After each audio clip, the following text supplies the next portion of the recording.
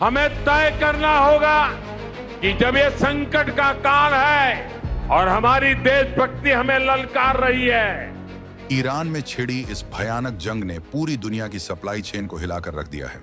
कच्चे तेल यानी क्रूड ऑयल की कीमतें आसमान छू रही हैं और भारत जैसा देश जो अपनी जरूरत का 80% से ज्यादा तेल बाहर से मंगवाता है, उसके लिए यह स्थिति किसी इमरजेंसी से कम नहीं है। पीएम मोदी ने जब देश से अपील की कि खर्चा कम करें और लग्जरी चीजों से बचें, तो पूरी दुनिया के मीडिया में खलबली मच गई। क्या भारत को वाकई लगने लगा है कि उसकी एनर्जी सिक्योरिटी यानी ऊर्जा सुरक्षा खतरे में है? लेकिन रुकिए, सस्पेंस अभी बाकी है। जब पूरी दुनिया भारत को इस संकट में अकेला छोड़ने की प्लानिंग कर रही थी, ठीक उसी वक्त रूस से एक ऐसा मैसेज आया जिसने वॉशिंगटन से लेकर लंदन तक हड़कंप मचा दिया। पुतिन के सबसे भरोसेमंद सिपहसालार और रूसी विदेश मंत्री सर्गेई लावरोव ने भारत के लिए जो कहा, उसने यह साबित कर दिया कि 2026 का भारत अकेला नहीं है। अब बात करते हैं उस धमाकेदार बयान की जिसने ग्लोबल पॉलिटिक्स का पारा बढ़ा दिया है। नई दिल्ली में होने वाली ब्रिक्स विदेश मंत्रियों की महाबैठक से ठीक पहले रूसी विदेश मंत्री सर्गेई लावरोव ने खुलेआम ऐलान कर दिया है कि दुनिया चाहे इधर की उधर हो जाए, रूस भारत को तेल देना बंद नहीं करेगा। लावरोव ने प्रधानमंत्री मोदी को दुनिया का सबसे वाइब्रेंट यानी जीवंत और ऊर्जावान नेता बताया है। उन्होंने कहा कि मोदी जी के पास वो विजन है जो अपनी प्राचीन सभ्यता की विरासत को बचाते हुए देश को मॉडर्न सुपर पावर बनाने की ताकत रखता है। रूस का यह स्टैंड ऐसे समय में आया है जब अमेरिका और उसके साथी देश भारत पर दबाव बना रहे हैं कि वो रूस से किनारा कर ले। लेकिन लावरोव ने साफ कर दिया कि भारत और रूस की दोस्ती किसी के दबाने से नहीं दबने वाली। इस पूरी स्थिति को समझने के लिए हमें थोड़ा गहराई में जाना होगा। ईरान के हालात ने ऑर्मुज जलद मरुमध्य यानी स्ट्रेट ऑफ हॉर्मुज को एक संवेदनशील जोन बना दिया है, जहां से दुनिया का 1/4 तेल गुजरता है। अगर यहां ब्लॉकेज हुआ तो भारत में पेट्रोल की कीमतें 200 रुपए के पार जा सकती हैं। यही वो वजह है जिससे निपटने के लिए पीएम मोदी ने प्री एम्प्टिव स्ट्राइक यानी पहले से ही बचाव की मुद्रा अपनाई है। वो जानते हैं कि अगर देश की इकोनॉमी को बचाना है तो जनता को मानसिक रूप से तैयार करना होगा। लेकिन इसी बीच रूस का भारत को एनर्जी सिक्योरिटी का भरोसा देना किसी संजीवनी बूटी से कम नहीं है। रूस ने साफ कहा है कि वो भारत की हर जरूरत को पूरा करने के लिए प्रतिबद्ध है, चाहे पश्चिमी देश कितने ही प्रतिबंध क्यों न लगा दें। रूस और भारत के रिश्तों में आई इस नई गर्माहट ने उन लोगों के मुंह पर ताला जड़ दिया है जो कह रहे थे कि भारत अब अमेरिका के खेमे में जा चुका है। सर्गेई लावरोव ने जो शब्द इस्तेमाल किए वो बहुत बड़े हैं। उन्होंने कहा कि पीएम मोदी अपनी जबरदस्त ऊर्जा को सिर्फ इकोनॉमी सुधारने में ही नहीं, बल्कि सैन्य रक्षा और भारत की उस बेजोड़ सांस्कृतिक विरासत को सहेजने में लगाते हैं जो दुनिया में किसी और के पास नहीं है। यह सिर्फ एक डिप्लोमेटिक बयान नहीं है, बल्कि यह भारत की बढ़ती सॉफ्ट पावर और हार्ड पावर का लोहा मानना है। रूस अच्छी तरह जानता है कि 2026 के इस दौर में भारत को इग्नोर करना नामुमकिन है। लेकिन यहाँ एक बड़ा सवाल खड़ा होता है, आखिर रूस इतना मेहरबान क्यों है? क्या इसके पीछे कोई बहुत बड़ी स्ट्रैटेजी है? लावरोव ने इस पर भी खुलकर बात की। उन्होंने याद दिलाया कि जब भारत को आजादी मिली थी तब कई दशकों तक किसी भी पश्चिमी देश ने भारत को सैन्य तकनीक देने की जहमत नहीं उठाई। उस दौर में सिर्फ रूस यानी तब का सोवियत संघ ही था जिसने भारत को हथियार दिए और सिर्फ बेचे ही नहीं, बल्कि भारत में ही हथियार बनाने की टेक्नोलॉजी शेयर की। चाहे वो सुखोई फाइटर जेट्स हों या फिर ब्रह्मोस मिसाइल, रूस ने हमेशा भारत को अपना सबसे भरोसेमंद साझीदार माना है। और आज जब भारत तेल के संकट से जूझने की कगार पर है, तब भी रूस ही ढाल बनकर खड़ा है। सोशल मीडिया और कुछ इंटरनेशनल मीडिया हाउस ये अफवाह फैला रहे थे कि भारत ने रूस से तेल खरीदना कम कर दिया है और दोनों के रिश्तों में खटास आ गई है। इस पर लावरोव ने करारा जवाब दिया। उन्होंने कहा कि अगर तेल की सप्लाई में कोई गिरावट आई है तो वो भारत की वजह से नहीं, बल्कि अमेरिका के इलीगल डिसीजंस यानी गैर कानूनी फैसलों और प्रतिबंधों की वजह से है।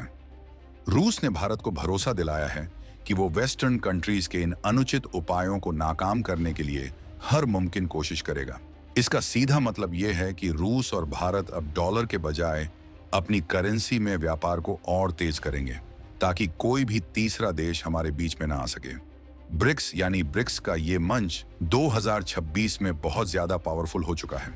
भारत की अगुवाई में हो रही इस बैठक का एजेंडा साफ है, एक ऐसी नई दुनिया बनाना जहां किसी एक देश की दादागिरी न चले। लावरोव ने नई दिल्ली आने से पहले यह साफ कर दिया कि कुछ वैश्विक शक्तियां रूस और भारत के बीच फूट डालने की कोशिश कर रही हैं, लेकिन उनके ये प्रयास कभी सफल नहीं होंगे। ये भारत की डिप्लोमेसी की बहुत बड़ी जीत है कि हम एक तरफ अमेरिका के साथ क्लोज पार्टनर हैं और दूसरी तरफ रूस हमारा वो यार है जो हर मुश्किल वक्त में साथ खड़ा रहता है। पीएम मोदी ने देशवासियों से जो त्याग करने को कहा है, उसके पीछे की गहराई को समझिए। जब वो कहते हैं कि सोना मत खरीदो, तो उनका मतलब है कि देश का विदेशी मुद्रा भंडार यानी फॉरेन एक्सचेंज रिजर्व बचा कर रखो, ताकि जरूरत पड़ने पर हम विदेशों से तेल और गैस खरीद सकें। ये एक वॉर टाइम इकोनॉमी जैसी तैयारी है। भारत सरकार 2026 के इस अनिश्चित माहौल में कोई रिस्क नहीं लेना चाहती, लेकिन रूस के इस भरोसे के बाद कि तेल की सप्लाई जारी रहेगी, भारत को एक बड़ी राहत मिली है। अब सवाल यह है कि क्या अमेरिका रूस के इस खुले चैलेंज को बर्दाश्त करेगा? इस पूरी कहानी में एक और दिलचस्प मोड़ है। रूस ने सिर्फ तेल की ही बात नहीं की, बल्कि भारत की सिविलाइजेशनल हेरिटेज यानी सभ्यतागत विरासत की भी तारीफ की। यह दिखाता है कि रूस अब भारत को सिर्फ एक मार्केट के तौर पर नहीं, बल्कि एक सिविलाइजेशनल पावर के तौर पर देख रहा है। 2026 का नया भारत अब अपनी शर्तों पर डील करता है।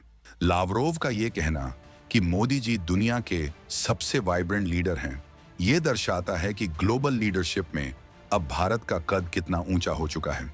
यहां हमें यह भी समझना होगा कि डिफेंस और एनर्जी ये दो ऐसे पिलर हैं जिस पर किसी भी देश की तरक्की टिकी होती है। रूस ने इन दोनों मोर्चों पर भारत का साथ देने का वादा किया है। लावरोव ने साफ कहा कि हम ये सुनिश्चित करेंगे कि पश्चिमी देशों की किसी भी चाल का हमारे रिश्तों पर असर न पड़े। ये भारत के उन आलोचकों के लिए करारा तमाचा है जो भारत की विदेश नीति पर सवाल उठा रहे थे। भारत ने साबित कर दिया है कि हम अपनी नेशनल सिक्योरिटी और नेशनल इंटरेस्ट से कोई समझौता नहीं करेंगे। ईरान और इजराइल के बीच बढ़ता तनाव अगर और ज्यादा खिंचता है, तो मिडिल ईस्ट के कई और देश इसकी चपेट में आ सकते हैं। ऐसे में भारत के पास रूस जैसा विकल्प होना एक बहुत बड़ा स्ट्रेटेजिक एडवांटेज है। रूस के पास दुनिया का सबसे बड़ा गैस भंडार है और तेल के मामले में भी वो सुपर पावर है। अगर मिडिल ईस्ट से तेल आना बंद भी हो गया, तो रूस की पाइपलाइन और समुद्री रास्ते भारत की प्यास बुझाने के लिए तैयार रहेंगे। इसी को कहते हैं असली दोस्ती और मजबूत कूटनीति।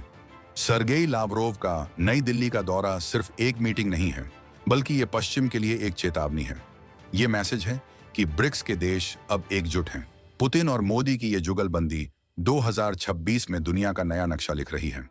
भारत ने जिस तरह से अपनी इकोनॉमी को संभाला है और जिस तरह से इस संकट के समय में अपने कदम पीछे नहीं खींचे, वो काबिले तारीफ है। पीएम मोदी का विजन और रूस का कमिटमेंट, ये दोनों मिलकर भारत को एक ऐसी सुरक्षा दीवार दे रहे हैं जिसे भेदना किसी भी दुश्मन के लिए नामुमकिन होगा। अब भारत के सामने चुनौती ये है कि वो इस तेल और ऊर्जा के संकट को कैसे एक अवसर में बदलता है। क्या भारत अपनी रिन्यूएबल एनर्जी की रफ्तार बढ़ाएगा? क्या हम हाइड्रोजन फ्यूल और इलेक्ट्रिक व्हीकल्स की तरफ और तेजी से मुड़ेंगे? पीएम मोदी ने जो 1 साल का वक्त मांगा है, वो शायद भारत को आत्मनिर्भर बनाने की आखिरी बड़ी छलांग है, और रूस का साथ मिलना इस छलांग को और भी ज्यादा सुरक्षित बना देता है। भारत और रूस के बीच की यह पार्टनरशिप सिर्फ व्यापार तक सीमित नहीं है, ये दो पुरानी सभ्यताओं का मिलन है। लावरोव ने जब भारत की संस्कृति और मोदी जी की ऊर्जा की बात की, तो उन्होंने ये भी संकेत दिया कि आने वाले समय में दोनों देश मिलकर नए वर्ल्ड ऑर्डर की नींव रखेंगे, जहां डॉलर का दबदबा कम होगा और स्थानीय मुद्राओं का महत्व बढ़ेगा।